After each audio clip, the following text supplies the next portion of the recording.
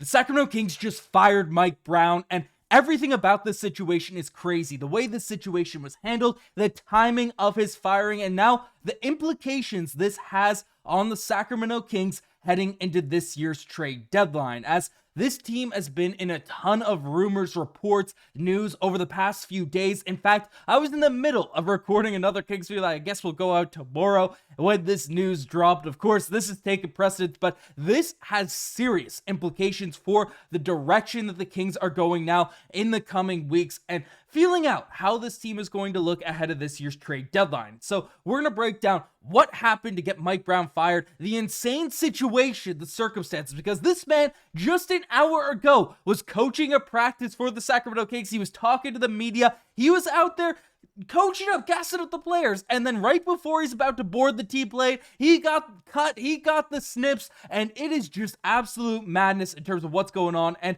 what it all means for the Sacramento Kings team moving forward. So lots of stuff to dive into, but folks, if you don't want to miss a single thing that's going on with the Sacramento Kings, I mean, there is news, there is movement, there is everything happening left, right, and center with this Kings team right now.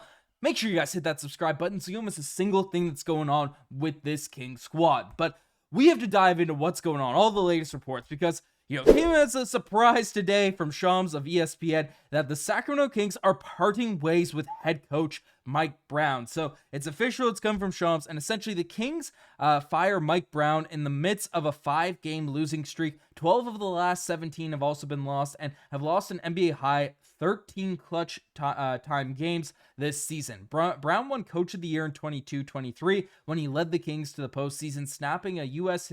sports record of a 17-year playoff drought. And then Shams went on to say that essentially Mike Brown signed a 3-year extension through 2027 with the Kings in June. Let go just 6 months later amid a 13-18 season, 12th place start to a season with playoff expectations. So this is just madness, and I know there was a lot of criticism, there's a lot of stuff thrown the way of Mike Brown, when this extension was given to him and stuff. It's the reason why a lot of Kings fans didn't expect him to get fired this season, because there's so much money the organization has to pay on him for essentially not coaching the team. But the Kings, they've been bad lately. A 5-game losing streak. They have a very brutal schedule upcoming. So if they didn't have faith that Mike Brown could really turn this thing around with the current core group, the current roster, that it makes sense as to why this firing happened. And I just want to say thank you to Mike Brown. Regardless if you loved him, you hate him, he did lead one of the most exciting seasons in recent memory for the Sacramento Kings. And even though it ended poorly, even though it wasn't a great situation, he had weird rotations, some weird quotes, I found him to be a likable guy. I liked him in the media and stuff, just in terms of personality, in terms of a dude. So, wishing him the best. I'm sure he'll land on his feet somewhere. I mean, he was a renowned assistant coach of the Golden State Warriors, so it's not a far drive to go back to Golden State. I'm sure one of these teams will pick him up, but just insane stuff going on with the Kings right now, and Mike Brown and this whole entire situation. But of course, while people are a little fired up or a little, feeling a certain way about the Mike Brown firing, some are saying, thank God. Some are saying, oh, what are we doing firing another coach right away? Especially with all this stuff that's happening. This has serious implications in terms of what's going on with the Sacramento Kings, because we've heard a ton of rumors, reports, everything that's going on with this Kings team in terms of plans, in terms of direction moving ahead of this year's trade deadline. And the timing of this is crucial. The timing of this firing, it makes a lot of sense as to why it happened now, except for the specific circumstance. And before I dive in, because there was a little picture, a little quote that came out that Mike Brown, less than an hour before being fired, after running a full practice, making the rounds, having a conversation with coaches, players, including one-on-ones with De'Aaron Fox, Mike Brown essentially has been boarding the team played, and that's poorly handled. They should have done this in the morning. They shouldn't have let him coach a practice, gas up players, do all this type of stuff, and then just can them right before this Lakers game. Like, that's foolish. That's silly by the front office, the organization and stuff. But the timing of it in a broader vacuum, in a broader stretch, does make some sense, because as we look at, right, there's a tough schedule coming up, and this is make or break for the Kings right now, because we've heard a ton of talk of pushback about essentially some rumblings, chatter between Mike Brown and De'Aaron Fox, and then Evan Severity essentially has spoken out on the same thing. And Mike Brown's firing is notable as it relates to De'Aaron Fox being with the Kings long term.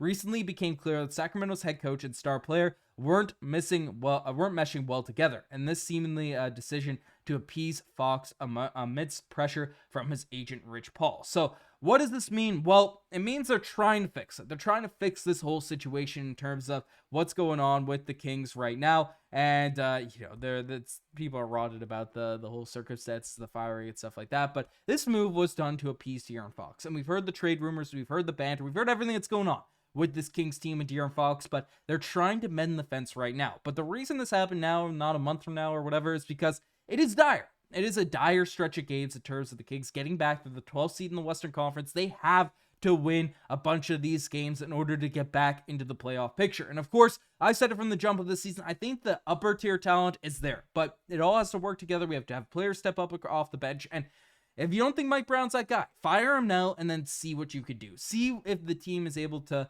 be sparked by a new voice in the locker room. It felt like just in recent games, watching the body language on the court, De'Aaron Fox seemed tuned down to these games. A lot of the vets just weren't super into it and stuff, and it was a messy situation. So him firing now, the Kings have a few weeks to really figure out, hey, is this team good enough to turn things around? Is the talent that a lot of Kings fans were hyped about coming into the season, could this really become a team that is competitive out there in the Western Conference? Or it's not, we can't have a scapegoat like Mike Brown. This roster just inherently has a ton of flaws that aren't able to be overcome by any type of leader out here in these groups. And, I think that's what we're going to see over the next month, because Rich Paul's been putting pressure on this organization, on Monte McNair, to essentially improve the roster, do what's going on. And he's a free agent, not this season, but the end of next year. But this is around the time when star players start to request trades, start to do different things. So this is a last stitch, let's try to swing a homer for De'Aaron Fox, appease the star player. And then,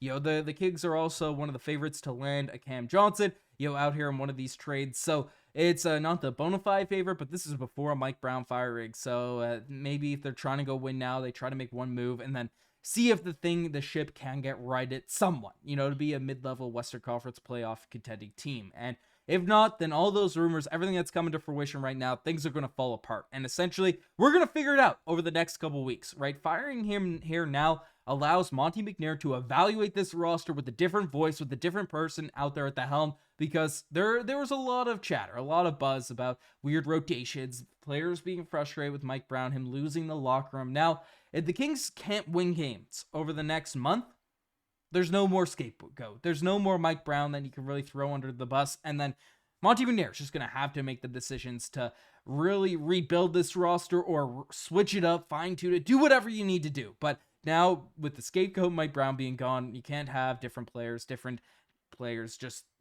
You can't just keep this ship right and be like, oh, the blame is out here only on the coaching staff. Now, it's on the players, it's on these types of guys to prove, hey, this is a group that should be kept together, or it should be a group that's blown apart. So we'll see. The next stretch of games are going to be crucial now for the Kings. So the last ones were, and then they obviously became crucial and they lost. So Mike Brown got fired, and now the players are going to start getting traded. The moves are going to be made if the Kings can't really turn things around. So let me know what you guys think about the firing of Mike Brown. Crazy stuff. Stay tuned to Kings Digest to stay up to date with everything that's going on with this Kings team. Anyways, I'm signing out.